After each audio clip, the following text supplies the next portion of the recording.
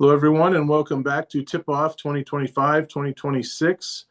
We are deep into the playoffs here. I'm Ron Poniewasz, Newcastle News sports editor, joined by Mr. Larry Kelly, Luxembourg Garbett Kelly and George law firm, a member of that law firm, and he's also an assistant baseball coach for Penn State Shenango, former Newcastle assistant basketball coach under Ralph Blundo, and former ninth grade basketball coach there as well.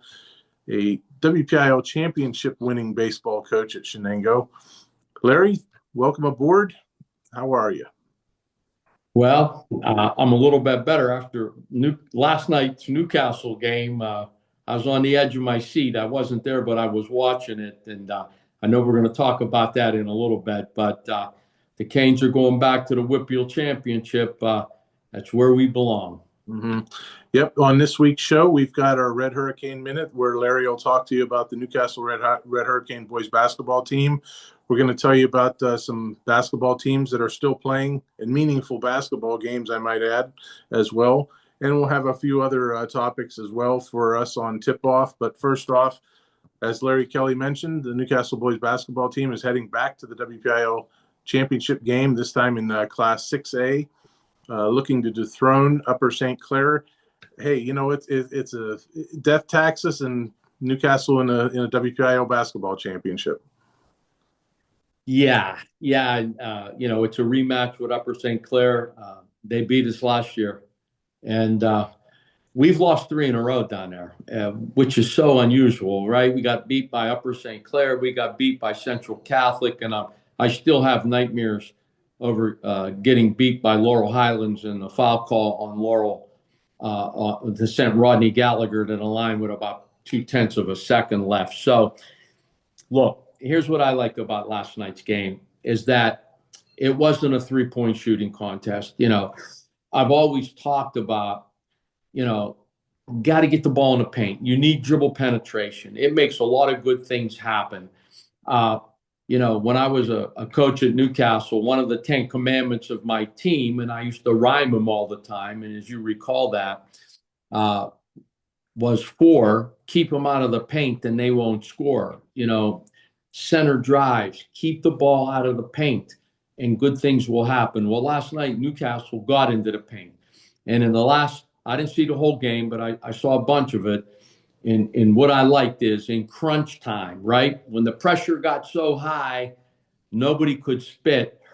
Newcastle was getting the ball in the paint off dribble penetration, whether it was Kai Cox or Marino Graham.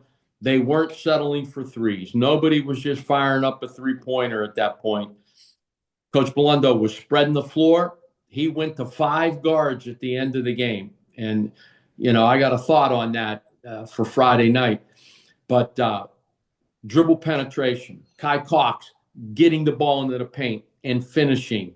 Marino Graham especially, dribble penetration, getting the ball into the paint and making a play. Marino Graham was 6 for 6 from the foul line. What's that tell me?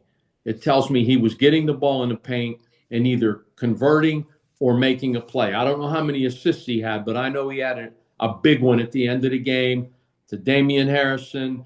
They couldn't stay in front of Kai or Marino. Their guards were not quick enough to stay in front of those 2 guys. The last play of the game, Marino gets dribble penetration. They send help. He gets the ball to Damian Harrison, who makes a great finish, and he's fouled, and that wins the game. We only made 4 threes last night. We normally have 4 threes in the first 4 minutes of the game. So, again, it was an emphasis on spreading the floor, getting the ball in the paint, and making good things happen. And that's what we did last night. And when we got the ball in the paint and we got to the foul line, we finished. We were 8 for 9 from the line. Marino was 6 for 6 himself. And Kai Cox 1 for 2. And Damian was 1 for 1. He made that foul shot at the end of the game. With 0.2 of a second left, Ronnie, I was almost hoping he would miss it on purpose, because if you miss it on purpose, there's no chance that Central Catholic can get a shot off. Ball hits the rim, they get the rebound, game over. When he makes it, it allows them to throw the ball down the court. And yes, it was a desperation heave, but it was a shot nonetheless. So Uh, Great game for the Hurricanes. You know, they played a team that had the best defense in the WPIAL, and we put up 52 points on them. And we did it the old-fashioned way, right? Spread the floor, dribble penetration, get the ball into the paint, and convert once you get there. And that's what we did last night. Yeah, put up 52 points, and 34 of it was in the first half. So looks like there were some defensive or game adjustments at halftime, both offensively and defensively, probably more defensively by both teams starting that third quarter. I didn't see a lot of adjustments. I really didn't. Both teams were playing really tough man-to-man. Ralph was setting a high screen with Kai, trying to get a switch that gave Marino even more of an advantage with the ball in his hands. And again, he went to 5 guards at the end of the game. When Quaylen Davis fouled out, he didn't put Jaden Schaefer in. And I don't believe Jaden had fouled out. He went with 5 guards. He went with Jermaine Walker. And the one thing that I would have changed last year against Upper St. Clair, right? They had those 2 brothers in the middle, and one of them's back, Ryan Robbins. He's about 6'8", 6'9". And he clogs the middle, Ronnie. He clogs the middle. He alters shots. He blocks shots in there. And, you know, I thought last year we should have won 5 guards. Why? You want to make their big guy, Ryan Robbins, guard a shooter on the perimeter. Get him out of the middle. Because for as good as Quaylen Davis is and Jaden Schaefer, they're not great shooters. They're not three-point shooters. They're pretty good at finishing around the rim. They live around the rim, but that means that Ryan Robbins will also live around the rim, and that's not good for us. So, Coach Blundo, if you're listening, buddy, you remember last year I made this suggestion. Go 5 guards. Make Ryan Robbins guard a shooter on the perimeter. And it would probably be Jermaine Walker. He's a sophomore, but the kid can shoot it, and he's tough, and he's a good defender. You know, let Damian Harrison guard the post. Damian's good enough and athletic enough to guard Robbins defensively. I'm not worried about Ryan Robbins on the defense, him scoring. I'm not worried about him putting up a lot of points. I'm not. But I am worried about him clogging the middle and altering the shots of Kai Cox and Marino Graham when they get the ball in there. And that's what happened last year, Ronnie. And we didn't shoot it great. And you know, Upper St. Clair's Danny Holzer, they're well coached. They know what they're doing. And, you know, it'll be a good game. But, again, we have to do something, I think, a little differently to get their big guy out of the middle. Well, Larry Kelly's trying to say, Coach Blundo, when he tells you to listen up and play 5 guards, is make sure you grab a nice pair of Skechers for the game and that 3-game losing streak. Listen, I believe in the Red Hurricane, and I believe in Coach Blundo. You know, what I love about him is, and I said this, the very first meeting we had as a staff, and that's 15 years ago now. We started in 2010. As I looked around the table, I saw 5 of the toughest guys I had ever known growing up and 5 of the smartest guys I had ever known growing up. And that's what makes us different at Newcastle. And it's not just Ralph. It's Billy Humphrey, who's been there forever. It's certainly Jason Dunlap, who's been there forever. And, of course, John Cox is there now. There's some new coaches. But our coaches do a great job of breaking down film, and our team does a great job of executing. So, you know, not only are we tough and physical, but we beat most teams because our execution is just better than theirs. And that's a tribute to Ralph and the rest of that coaching staff and the team's ability to execute.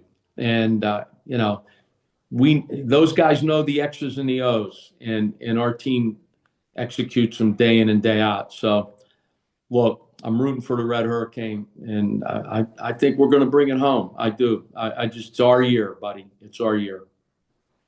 Yeah, looking at the box score, Marino Graham had 19 points against Central Catholic, and you can look at the roster all you want, and it says freshman, but a lot of times coaches will say at this stage of the year they're a sophomore. But judging by the way he's playing, he might be the way he's playing a junior, not a sophomore. If people didn't know and they would look at Marino Graham, nobody would say that the young man's a freshman.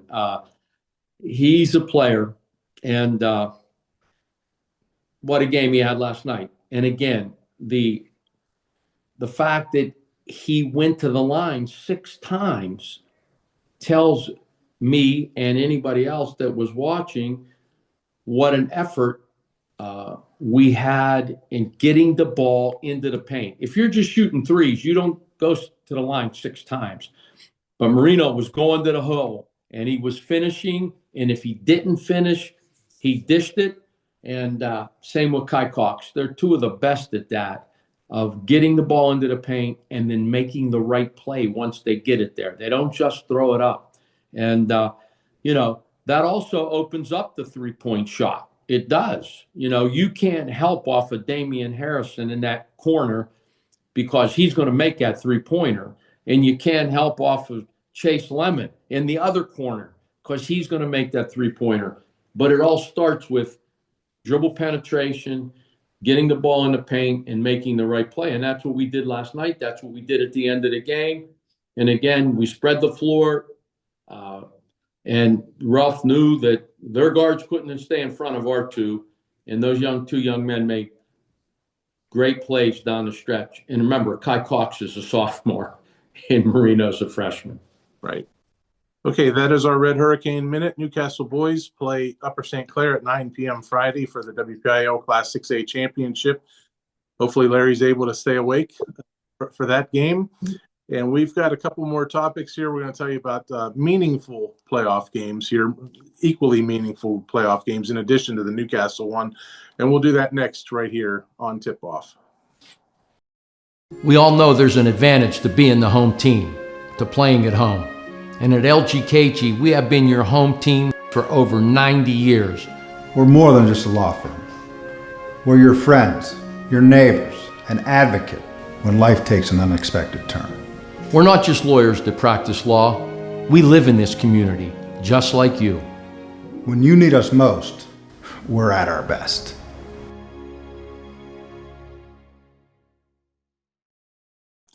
We're back with you here on Tip-Off. As I teased in the previous segment, we still have other meaningful basketball games in addition to Newcastle. Meaningful, meaning the Neshannock girls are playing for a WPIAL title on Saturday morning, and the Wilmington girls are playing in the semifinals on Wednesday evening. We do have other games, but those are all consolation games. However, the Laurel girls are playing Wednesday night, and if they lose, their season's over. So I guess that is meaningful as well. They play Burgettstown. But first, let's talk about the Neshannock girls, 21-3. They play the winner of the number 2 seed Winchester Thurston or the number 3 seed Char Houston, and that'll be at 11 a.m. Saturday, Larry, in Class 2A action. Neshannock, they're Neshannock in name only. They may as well be a WNBA team because they're winning practically every game by damn near 50 points. Well, there's a reason that happens, and it's all about the players. And they have some great ones. And then you add maybe the most seasoned coach in the WPIAL, boys and girls. Luann has over 700 wins, I think, now. Mm-hmm. And, she's dedicated to the program. She coaches those young girls in the summertime. She coaches those young girls in junior high basketball. And again, she rides right through them during their entire varsity year or varsity years. And that's why they are who they are. You got a committed head coach who understands the game, and you got players who love to play and are developed from a very young age. And when you put those 2 things together, good things happen. Yeah, tonight, Tuesday night, the Neshannock girls defeated Rochester 73-24. Rochester is coached by former Mohawk girls basketball coach Ron Moncrief. Speaking of coaches and Coach Grabowski, she won her 796th career game tonight in that 49-point win. And Larry, since we talk about how good they are and how they're winning, should they be possibly a 3A school? No. You can choose to play up if you can make that decision. I know when I was the head coach at Chenango varsity baseball, after 2 years, I chose to play up. And the reason I did it is because, I didn't want to play Summit Academy and Aliquippa. I preferred to play the good county school teams because Mohawk was AAA, Elwood was AAA, Neshannock was AAA, and I always loved that tri-county competition, and it was better competition. So if she chooses to play up, that'll be her choice, but you don't have to do that. Right. You may choose to do that because, quite frankly, nobody enjoys winning 71-26. It's not the same as being in a dogfight, I think. And they may have one on Saturday. Winston Thurston, what's the name of that team? It sounds like a Pittsburgh AAU team to me. Winchester Thurston. Sounds like one of those charter schools where they can get young women from all over Allegheny County. And if they do, it could be a dogfight. I remember a game before ours, and this was 5-6 years ago. We were playing in the WPIALs. I think we were playing Quaker Valley, and Neshannock played right before us, and they played Canavan. And the score was 45-15 at halftime. Neshannock was getting beat. And Canavan had 2 guards on their girls' team that could have been starters on our boys' team that year. But it was a Pittsburgh AAU team. And I saw Scotty Seltzer, who was the director of the WPIAL, at halftime. And I said, Scotty, certainly, this is not what you want in the WPIAL champion. Neshannock was getting beat 45-15. Certainly, this isn't what you want. And, there has been some talk about having a separate bracket for the non-boundary schools. There's a bill at the state legislature right now that would allow that. So, I like Neshannock's chances. They have great players and they're well coached. And when you put those two things together, good things happen. Yeah, that was more than 5 or 6 years ago. I remember that because we were sitting back, me and I believe Joe Sager, and I don't know if we had a third person with us or not, but we were behind the backboard, and you were coming through that rampway or whatever you want to call it, where you head back to the locker room, and you were expressing your displeasure with it. And I finally told you, I don't know what you want me to do. I'm here to cover both games. What do you want? Well, no, it was disappointing. I mean, again, you had a Pittsburgh AAU team, all-star team, playing Neshannock, who graduates probably 50 women every year. And again, you could have those types of games. But, Neshannock's pedigree is special, just like Newcastle's pedigree is special. When you have great players and great coaches, great things happen. And that's why both schools have had so much success in the last 10, 15 years. Winchester Thurston did move on tonight. They defeated Chartiers Houston 49-36. Jasmine Hollins led the Bears, the Lady Bears, with 21 points, and Deshae Cochran added 20. So apparently we could look at it this way and say maybe the Winchester Thurston Bears are going to be the sacrificial lambs, or since they're the Bears, the sacrificial bears on Saturday morning. Well, again, you just don't know. You don't know until you see it. Yep. If I was there, I could tell you in the first 5 minutes if it was going to be a competitive game. You can just tell. And, last year Neshannock got beat by Aliquippa. But it was a public school, so you can live with that. You know what I'm saying? It's not like you're playing an all-star team from Allegheny County. But the Bears better be pretty good. They better be bear-like if they're going to beat the Lancers on Saturday. Neshannock's now 21-3 after tonight's win. The Wilmington girls in District 10 Class 2A action will play Union City on Wednesday night at 7:30 p.m. That is going to be at Meadville in the District 10 semifinals. The winner of that game moves on to the championship game on Saturday, time and site to be determined, and they will take on the winner of Kennedy Catholic and Mercer.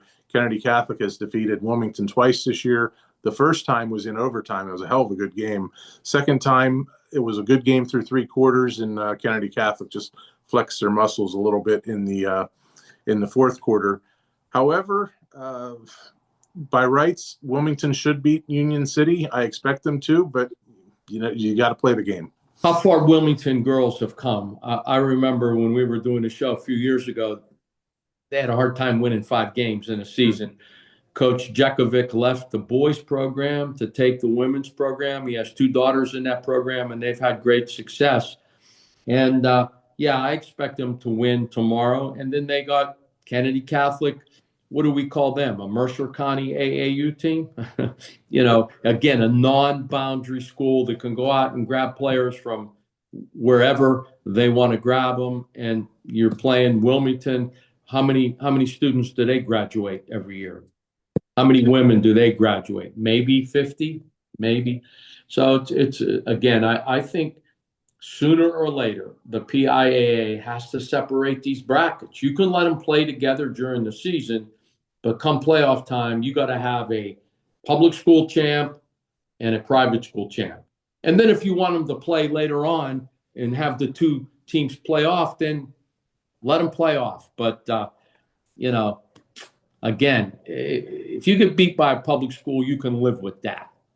But you get beat by one of the non-boundary school that got players from everywhere, it's a little harder to take.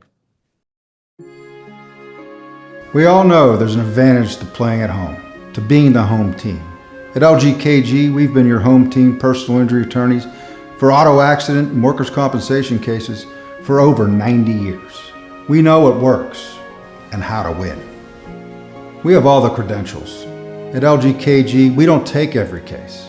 We handpick our clients so that we can give you the attention you deserve.